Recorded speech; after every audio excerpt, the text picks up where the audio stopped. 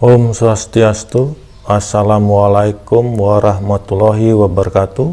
Salam sejahtera bagi kita semua. Salam, nama budaya. Selamat pagi siswa-siswi SMP. Mari kita belajar IPS menyenangkan, IPS kelas 9 semester 2 bersama Imade Swirka di JAR Channel. Semoga kita semua masih dalam lindungan Tuhan Yang Maha Esa dan dalam keadaan sehat, tak kurang suatu apapun. Video kali ini kita membahas tentang perdagangan internasional.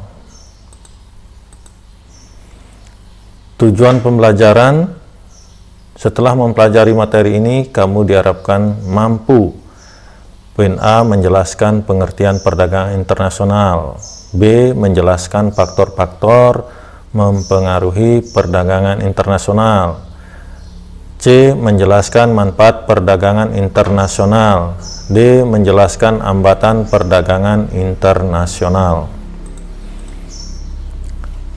Perdagangan internasional, pengertian perdagangan internasional: tidak ada negara yang dapat memenuhi kebutuhannya sendiri.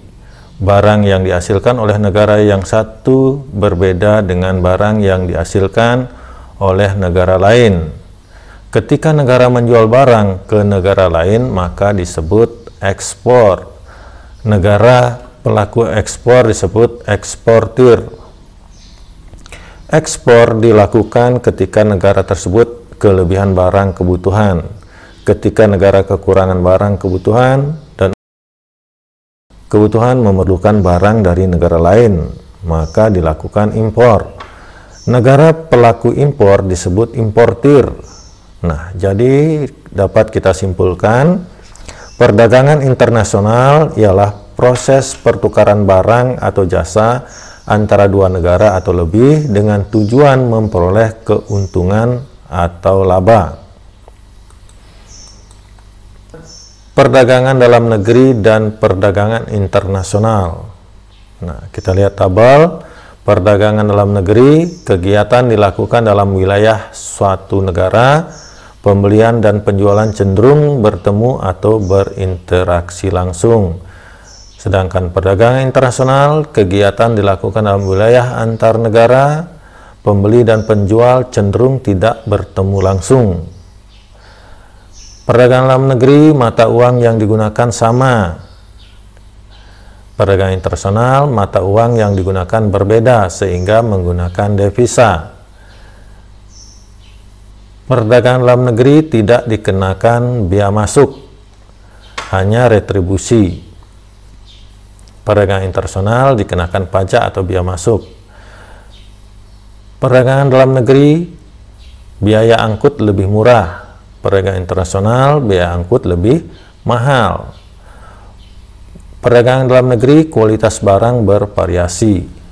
Perdagangan internasional, kualitas barang harus mengikuti standar internasional atau ISO, International Standard Organization.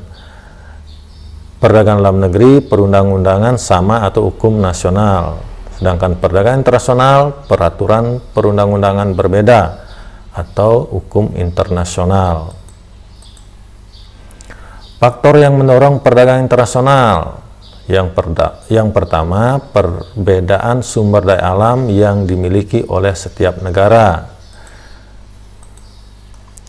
Keunggulan absolut atau absolute advantage adalah keunggulan yang dimiliki oleh suatu negara dilihat dari keunggulan sumber daya alam atau kemampuan suatu negara untuk memproduksi barang atau jasa yang tidak dapat diproduksi oleh negara lain. Yang kedua, perbedaan tingkat kualitas sumber daya manusia. Nah, suatu negara mempunyai sumber daya manusia dilihat dari segi kualitas, maka akan menghasilkan barang dan jasa dengan mutu atau kualitas yang lebih baik. Yang ketiga, perbedaan ilmu pengetahuan dan teknologi. Negara yang menguasai iptek akan mampu memproduksi barang dan jasa lebih banyak, bermutu atau berkualitas dan efisien, serta menghemat biaya. Keunggulan suatu negara yang dapat memproduksi barang dengan biaya produksi yang lebih murah dibandingkan dengan negara lain disebut comparative advantage. Yang keempat, perbedaan budaya suatu bangsa. Seni ukir dan batik Indonesia merupakan daya tarik tersendiri bagi negara lain untuk membeli barang tersebut. Begitu juga keramik Cina menjadi daya tarik tersendiri bagi negara lain atau Cina. 5. Perbedaan harga barang, perbedaan upah dan biaya produksi, serta perbedaan selera. Nah, apa manfaatnya perdagangan internasional? Yang pertama, negara dapat memenuhi kebutuhan akan barang dan jasa. Misalnya Indonesia memerlukan gandum karena sulit berkembang di iklim tropis dan kondisi tanah yang berbukit sehingga mengimpor gandum dari Australia. Nah, di sini gandum sebagai bahan baku pembuatan tepung terigu. Yang kedua, negara dapat menciptakan spesialisasi produk. Ya, dengan cara menciptakan barang, cara memproduksi khusus, memiliki ciri khas, tidak dapat dihasilkan negara lain.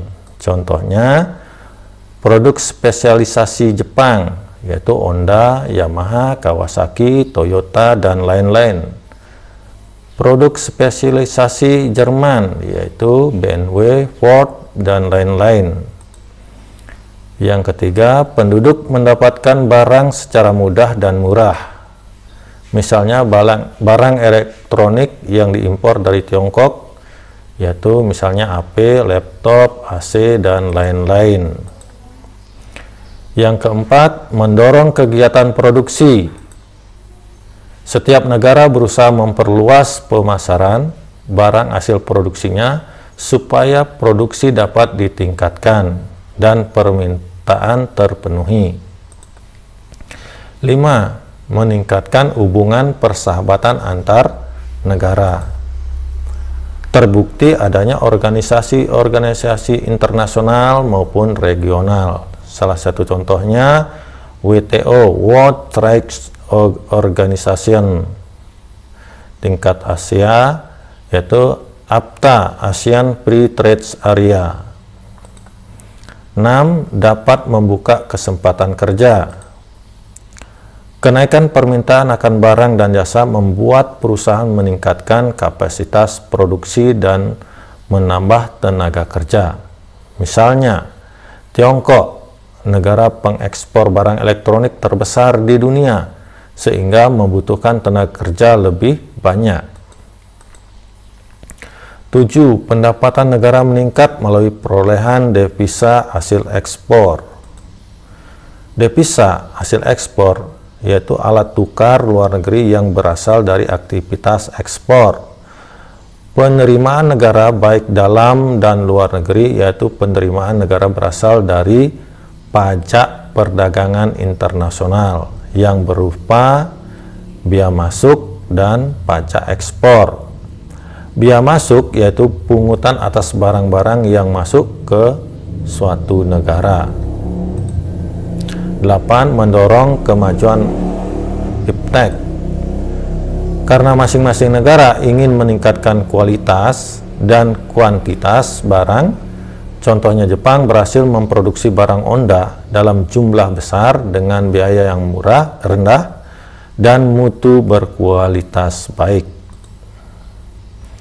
Hambatan perdagangan internasional. Yang pertama, harga barang luar negeri lebih murah dibandingkan barang dalam negeri. Contohnya HP buatan Indonesia yaitu Polytron 2.400.000 dengan HP buatan Cina Xiaomi dengan harga 1.800.000, di mana HP ini tipenya sama dan kualitasnya sama. Yang kedua, biaya masuk yang tinggi.